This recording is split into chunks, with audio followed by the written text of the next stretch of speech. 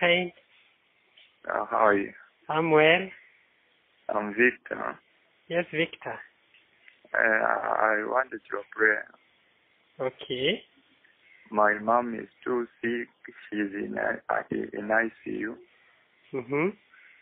Na anaumia sana. Na ugonjwa haueleweki. Ugonjwa tu imemuingia tu nikaanza hivyo. Anasema anaona tu majeneza, vitu zinamnyonga, anaona ni. Sasa leo saa 10 amezirai. Sasa kwa ICU. Okay. Sasa nilikuwa naomba maombi yangu. It's okay. Be strong in the Lord. Uko na bundles kwa nini, kwa credit ya kutosha nikuombe kwa simu? Kwa simu saa simu yangu ni ile ninatumia mulika mwezi. Lakini iko na credit ya kutosha, yani ninaweza kuongea kwa simu.